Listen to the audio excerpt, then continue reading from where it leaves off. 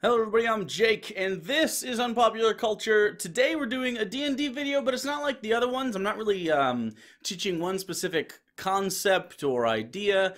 Today I'm actually taking your questions because the D&D series on this channel has actually gotten a lot of feedback and a lot of questions, a lot of interaction on those, because a lot of people haven't played before or are just hearing about it, or this is their first really foray into tabletop. So I want to make sure if I didn't get to you in the comments, if it was something I decided needed a little bit more maybe talk, today is that. And we'll be doing this from time to time when I get between 5 and 8 really good questions that deserve a little bit more of a talk than just like a standard comment. So here we go. First up. Okay, this is a question from the Wolf or something.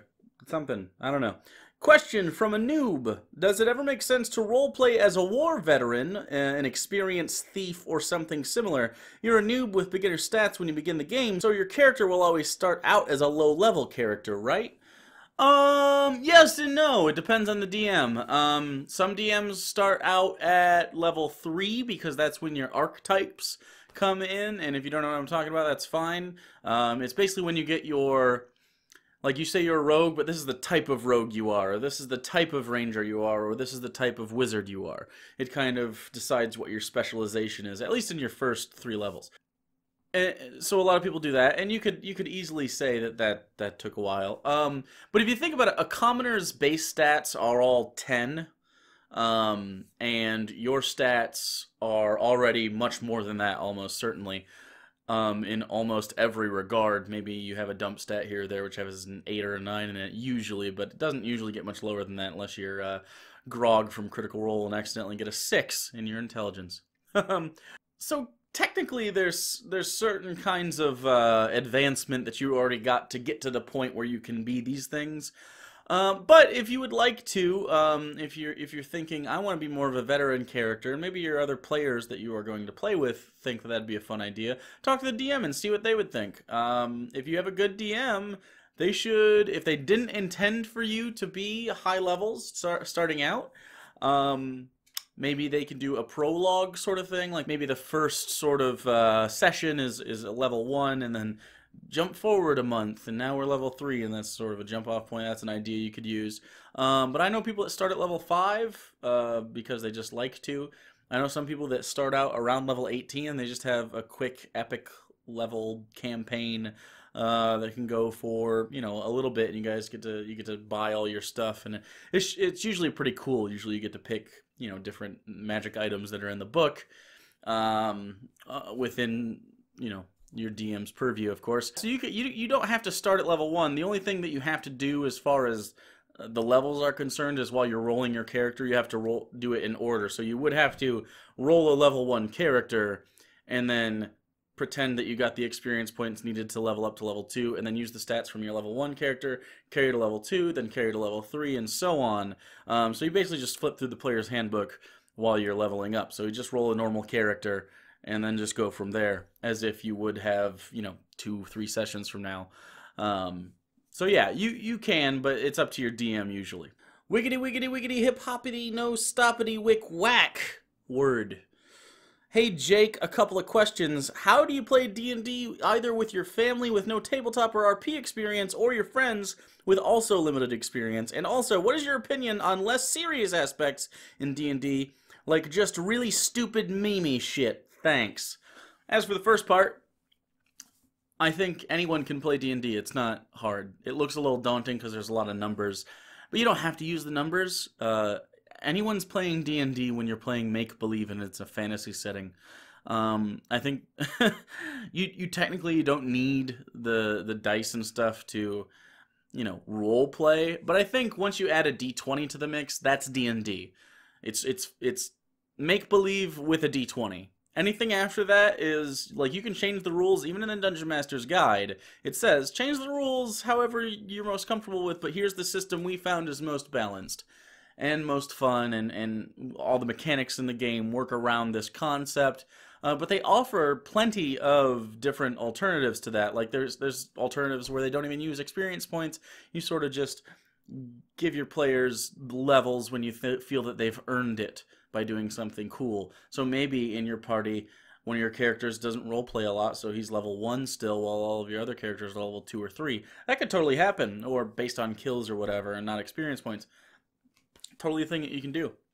But I think getting the starters kit is really easy. It's not that expensive, and it has a basic thing for everybody that you can play with. And I'll talk about this more in another question that's coming up. But as for the stupid stuff, D&D is fun. It doesn't have to be serious all the time. It doesn't have to be this sort of, I don't know, high fantasy with all these stakes and constant stress.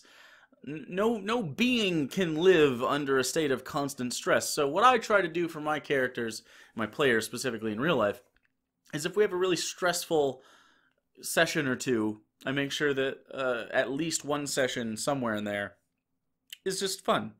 Like the other day, I'd say 99% of the entire thing was not stressful.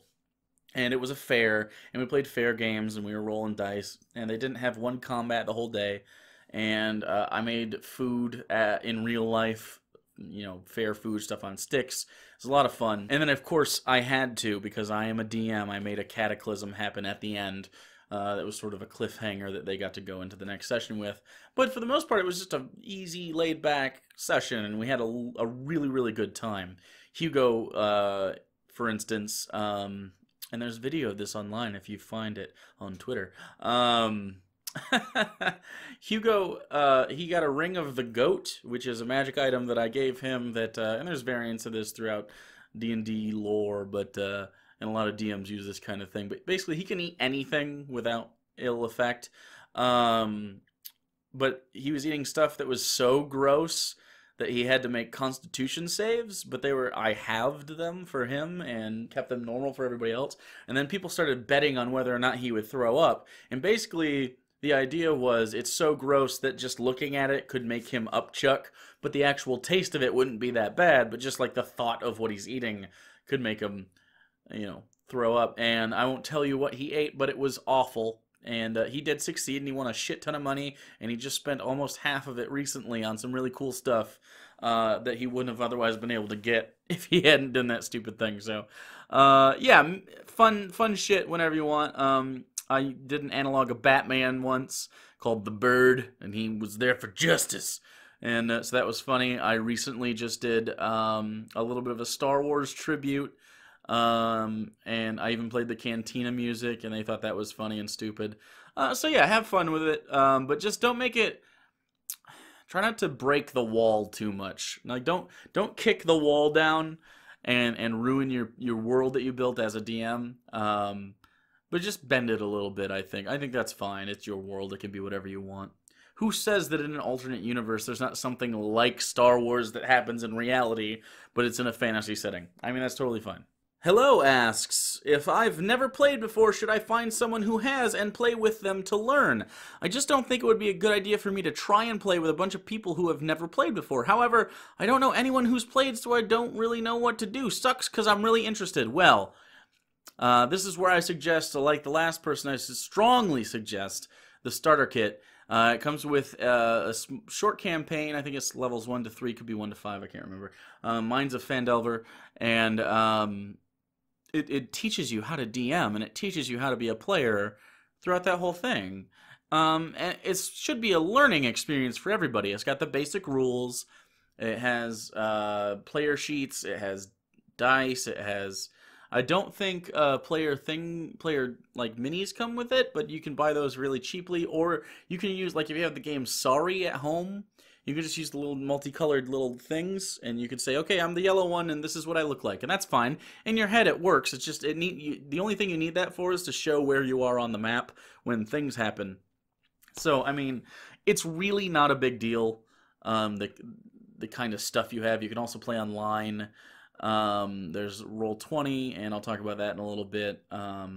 There's also Tabletop Simulator that has some stuff, although I find that to be really easy to knock everything over.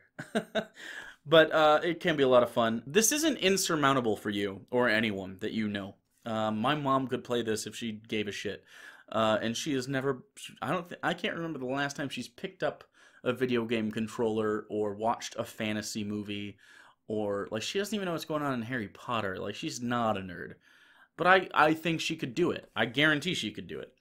It seems daunting. I understand that because it's something that like it's been around since the 70s, so there's all this lore about it, and it's got this sort of cloud hanging over it of like vast nerddom. But honestly, it's not really different from playing in any RPG you've ever played on a console or on your computer. And honestly, even if you've only played sports games, those are RPGs in and of themselves nowadays, like with their career modes and stuff, because I play a lot of sports games.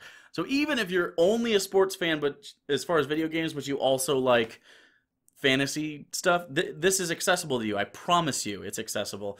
Don't be scared of it at all. And if you are going into the session, just talk to your friends. Be like, hey, I've never done this before. Let's work together on it. And maybe one of you will discover that, oh, actually, they're better at being a DM. Jim's good at being a DM.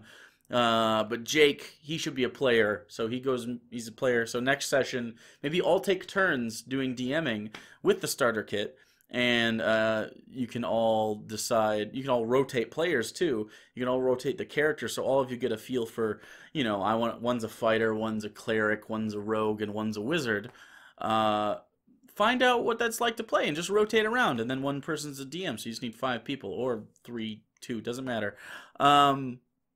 And it should work out. Honestly, just try it. I promise you it'll be okay. It's not that hard. And if you hate it, you hate it. But I don't think you're going to hate it. It's a lot of fun, especially when you get it down. And don't feel bad if you got to ask questions or consult the book a lot or anything. I'm here. There's plenty of other people on the internet out there willing to introduce you to the hobby. I think I'm personally one of the less snobbish about the hobby, I think, but there are definitely people that are even better at this than I am. So, although some people are real precious with D&D, but don't let them be. Play whatever edition you want. I think 5e is the best, but if you like a different one, that's fine. Whatever. Pathfinder's also out there, but that has more rules. In my opinion, it's more rigid because it has more numbers for everything. But yeah, you could do it. Murano. Hey, thank you for clearing that up. I assume I helped you with something. I don't remember what it was, but you're welcome. I'm considering being a DM for our group when it starts, and I've already had some fun ideas for the way gods could react to things. Your series has reminded me that I used to write little fantasy stories when I was a kid and draw all the maps out, etc. So this has kind of sparked that creativity in me again. I only read that because I like it when you guys give me like over the internet fellatio. It makes me feel real good about myself, and I was this close to climaxing. Maybe next time. On to the question, do you think it's possible for a complete novice to DM without having been a player? Should I try and find someone with DM experience to see if they would join us instead? I know it sounds like I already answered this question, but not really, because they're more asking, it seems like they might know somebody with DM experience. Yes and no. Yes, if you want to experience being a player. Absolutely find someone to DM for you. You can go to your local game shop, and I promise you there's at least one group of semi-social nerds there willing to let you be a player at least for one session if you want to roll your own character and ask questions. Lots of nerds are really happy about sharing this hobby. Or you could, maybe if you know somebody, a lot of college campuses have people that know. A lot of, high school might not right now, but it's coming into it. So, but you don't need that. You can absolutely do it. Just take the advice I gave the last guy. Starter kit, absolutely 100% recommend it if you are way too new. But if you know someone that can teach you, you don't need the starter kit. You'll get it all as you go, and it's going to be a little bit of a growing pain for the first couple sessions. You're going to add stuff wrong from time to time. You're going to forget to use certain abilities. That's fine. That's okay. You forget. That's part of the thing. It's not really a game where you have to master. I know it seems like there's books and books and books, and it seems like, oh, I have to remember all this shit. You don't. You really don't have to remember any of it. The basic thing you need to remember is when it's your turn, what you can do on your turn. If you want to ask, that's fine. Always ask questions. Pay attention, and know that you got to roll a d20 to do like most things, like prepare the action, and then the results of those d20s are often the smaller die. That's really the rules that you got to remember, and I promise you that won't take long. It's very simple to get that basic stuff down. I have players. I have 4 players. And sometimes, like, we've been playing every weekend for almost 2 months, and sometimes they forget normal stuff that they would normally remember, and that's fine. Who cares? I forget stuff all the time, and I ask them every time I forget something, oh, what's that spell do? Because I can't be fucked to keep that in my head, so why should you? It's fine. Seriously. You'll be good. Just read up the night before, hang out with the books. I have the Dungeon Master's Guide right here. It's a big read, but it's not meant to be read in one shot. Like, just pick up like a topic and look through the front of the book and be like, oh, that seems really interesting. I think maybe I'll learn about actions today, just go for it. I promise you it'll work out. Tanner Davidson, when you talk about setup, would you mind talking about playing online? Absolutely. Let's talk about playing online. I shortly will be a player in an online campaign. I have done so once before, and it was absolutely fine, and I felt there was no real drop-off. The only problem was we had one player that was that player. He was always like, let me go to town and get all these different things, and let me metagame all the time. That's boring bullshit. Just be fun, man. I had some really, really good players, though, too. Specifically, my favorite player to play with was a druid, and he knew the game pretty well, so he did a lot of crazy shit with his druid. A lot of animal changing and stuff. We started at level 5, so it was we were already into some pretty crazy stuff right away, so it was a lot of fun. Roll20 is the #1 place I like to send people because it's simple. It's very customizable battle mats. They have just online. You can share with people across the internet, of course. You basically invite people to a room. You have them all sign up. It just needs an email. I think it costs nothing. It's all totally free. Although I think you can buy like licensed stuff or something. I've never bought it, so I don't really know. They might have texture packs and stuff like that, so you can edit your maps differently. But you can import your own stuff, so why even bother? You can set macros if you're a person that wants to diddle with that, and you maybe like you're a wizard and use fireball a lot. You can set the macro to just like you type in fireball and it rolls the d20 for you. Well, it doesn't roll a d20. It just rolls your dice for you already, and you just set the level at which you do that, and it'll have that for you. It has a dice roller right there. You just say roll d20, and it'll do that. You can also have it roll several d20s. You can add your modifiers to it. I do it on my desk if I play on Roll20 anyways, but some DMs prefer you do it on there, so it's easy to learn. And as a DM, it's really easy to work with.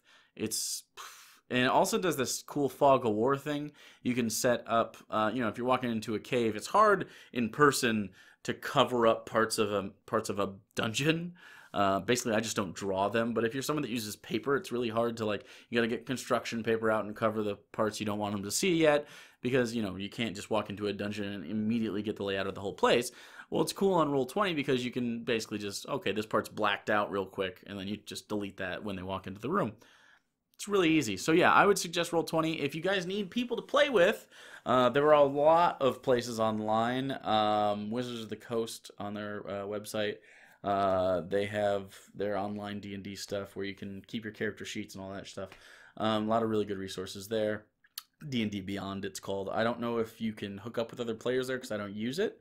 But I do know that you can keep your stuff online. Reddit is a really good place to find players, popular YouTubers or Twitch streamers that do D&D, I'm sure. And if you went down in the crit roll comments, you could find some people to play with pretty quickly. The Hugo and Jake official Discord has a tabletop section. I promise you there are people that will play with you at some point. I don't know when. Of course, you got to schedule with them. But there are people down there, and there's a link in the description box if you want to go to our Discord, or if you're already a member, check out the tabletop section and ask. I promise you can probably find a game at some point. Amelia M. asks, should I do random encounters when players rest? Yes and no, because this question, the way it's written, implies every time they rest. Don't do that. That's frustrating. As a player, why would you be attacked all the time? What I do is typically if you have a ranger, uh, I have the ranger be in charge of all rolls that determine any sort of random encounters in the forest, how dangerous that encounter will be. I have them roll survival, and if the DC goes up every day they're out in the wilderness. So if they're out in the wilderness for long enough, it definitely will happen, but then I reset the DC being the difficulty class, of course. So I have that, the rogue or whoever, if you decide, or they all can roll and you can take an average, that's fine too. Roll survival or nature, whichever you prefer. I like survival because you never get to really use it otherwise. So I have my ranger do survival because he is the leader of the party when it comes to outdoorsy stuff, because he's the one with the skills to lead them through the forest. And I set the DC at 10, usually, unless they're in a particularly dangerous area outside, and it just goes up. So if he rolls under a 10, at some point I will have probably an encounter. Not always, but probably. And then that goes up usually by 1 or 2, depending on how long they're going to be out and where they're at, of course. And it could go down if they get through a particularly dangerous area, or if he rolls really well, like he rolls a 20 or something.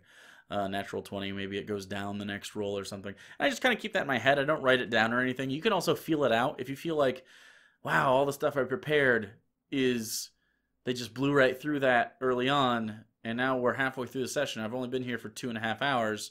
I was kind of hoping to get 5 hours out of the session, although I go for 8, because I'm a baller. Throw something at them in the woods or something, or just make something happen. Like if they're in a city, and they're just like, yeah, well, we got like 5 days till that event happens, and you assumed they would spend a lot more time stuck somewhere, but they didn't. Someone goes crazy in the bar, someone walks into the tavern and drops dead, and now there's a mystery. Oh no, goblin attack. A wizard went crazy and summoned something he can't control. Like, there's plenty of things you can just toss out of your head and wing it. Some of my favorite moments have been winged, if you will. So yeah, definitely throw them out if they rest while they're walking, any sort of thing. And definitely when they rest, make sure they realize that someone has to keep watch. You know, don't throw it at them every time. It can get really boring. And combat, honestly, isn't my favorite part of D&D. It's not even close. My favorite part's the role play. My second favorite part are the mysteries and sort of the character threads and the way they interact with the world outside of the role play aspect. So combat is sort of a thing that I do to flavorize the world and make them understand that, yeah, you can die, there are stakes. In fact, the next session is starting with a combat. They already know this, so I can say that. They're kind of forcing a combat to try to rid this town of criminals, or this particular gang, I guess. They're going to start with a combat, and then probably for not their whole thing, but a good portion of it, I don't think they're going to have a lot of combats after that, because the first one's going to be, it's going to take a while, I think. They could totally surprise me and just kick the shit out of everything I throw at them right away and roll really well, but, you know, you do what you do. I use those encounters. I like to use them after arrest, by the way, or right before arrest if they've been out doing a lot of stuff. I don't like doing it just in the middle of a thing, because I want them to have to either not go in full strength to a fight or not be at full strength for a fight later, if that makes sense. If they're full strength right before arrest and they get attacked and then they get a long rest, it meant nothing, right? It was just like a time waster. But if you let them wake up from their long rest and then do it that whole day, they don't have as many spell slots most likely. They probably had to use at least one healing potion or at least another spell slot to heal up, or another short rest, which slows them down. And they probably, you know, if you're really out in the woods, someone who uses arrows and stuff, maybe they're running out of arrows. They could just have to deal with maybe a disease or something they picked up. So consider the placement of your encounter as well when you're considering that. And the last question, big, does D&D have to be set in a fantasy world, or can it be set in a sci-fi world? I'm genuinely asking because I'm an absolute pleb and know little about the game. This is a fantastic question, and it is one I get constantly, because sci-fi is a very cool sort of genre to run this type of game in. Yeah, you absolutely can. They don't market it as such, but it has rules in the Dungeon Master's Guide actually for some stuff to kind of get you a baseline. First of all, you can use all of the things. Like if you want to have lightsabers and stuff, you can just make them the statistics that there are in here for regular swords. You know what I mean? And then you can power up those swords or something. Or you can make them vibro blades if you're a Knights of the Old Republic fan. Which you ought to be because it's heavily inspired by D&D. But yeah, in the Dungeon Master's Workshop, actually, on page 263, it starts in the Dungeon Master's Guide. They have a lot of different changes that you can make to the game as a whole from the rest of the base sort of setup and sort of the mechanics that they have set forth. They say that these other things do work. You can use proficiency dice in a different way. So instead of just adding a base +2 at level 1 to someone's attack rolls, you let them roll not only a d20 but a d4 with that. And then as your proficiency bonus goes up, you increase the die. So a +3 would be a d6, +4 d8, and so on. I don't like that because that just adds more dice and math. I think, well, this isn't always true. You could be a much better DM than me and use a ton of dice. But I feel like for players that are new specifically, a good DM makes them add as few dice as possible. And then as they level up, you can definitely get more complex, which is kind of how the game is set up anyway. You use few dice at the beginning and a lot of dice later because it's supposed to ease you into the concept. I mean, you can use an honor system, a sanity system if you're doing more of a Cthulhu style game. They have that, all the mechanics in here if you want to do that. Hero points. With this option, a character starts with 5 hero points at first level. Each time the character gains a level, he or she loses an unspent hero point and gains a new total equal to 5 plus half the character's level. A character can spend a hero point whenever he or she makes an attack roll, an ability check, or a saving throw. The player can spend hero points after the roll is made, but before any of the results are applied. Spending a hero point allows the player to roll a d6 and add it to a d20, possibly turning a failure into a success. A player can spend only 1 hero point per roll. So that's something like inspiration is kind of what that is too, which you can use hero points if you'd like that you just get for leveling up. You can use fear and horror. You can do healing in a different way where you go. So what it is now is you get fully healed basically with a long rest of 8 hours. But you can go for epic heroism, which makes a short rest 5 minutes, a long rest 1 hour, which means basically you just be constantly doing battles and stuff. I don't really like that, but you could also go for gritty realism, which also I don't like. A short rest is 8 hours and a long rest is 7 days. But this puts a huge break on the campaigns because of how spells are gained by a long rest, so I wouldn't do that either. I think there's a middle ground here if you wanted to be able to maybe you could do a zombie survival thing where, yeah, okay, healing magic isn't a thing, so everyone has to be these combat-oriented sort of classes. That's fine. Slow natural healing is a thing you can do. Characters don't regain hit points at the end of a long rest. Instead, a character can spend hit dice to heal at the end of a long rest, just as with a short rest. This option prolongs the amount of time that characters need to recover from their wounds without benefiting from magical healing and works well for grittier, more realistic campaigns. They have things for firearms. They have things for explosives. There's a picture on your screen of this on page 268 of the Dungeon Master's Guide. They actually have Renaissance weapons. They have modern weapons, so more like pistols and revolvers instead of muskets and stuff like that. And they also have futuristic weapons, so laser pistols and antimatter rifles. They have explosives. They have alien technology. They even have some art, which again, it's not going to show up, so I'll just pop the picture up right now. They have some D&D style art of a Boba Fettress, it looks like. So yeah, I mean, you can really take this and make it whatever you want. It offers a lot of really interesting sort of changes to a game. It does not have to be high fantasy. You can do a zombie survival horror game in this if you would like. I think that would be actually a lot of fun, especially if it's like, okay, everybody, you get 4 ability points. Everything else is base 10 stats. I think that'd be fun, because you're mostly commoners, but maybe one of you is a really strong one, or not really strong, but like a 14. That's a buff dude. Or dexterous, or charismatic, or really high constitution or something. And you could make, not magic, but, if you want to say a healing potion, you could use the same mechanics for a healing potion. You just say it's a first aid kit. You could use the same die and everything. It's not a big deal. Painkillers like max pain, and it could be 2d4 plus 2, just like a healing potion. But maybe if you use 2 of them in a day, you gain a level of exhaustion. You could have negative effects. It could be cool. A futuristic one would be just fine. That would actually work a little bit better because of all the stuff. You could just say it's technology instead of magic. Really simple. Honestly, what's the difference between technology and magic at a certain point anyways? And then also, just kind of at the end here, I just wanted to let everyone know that I got Zanna, Thars Guide to Everything, which is a really super cool book. If you haven't got it yet, I highly recommend it. It's very cool. It's got a lot of new classes in it.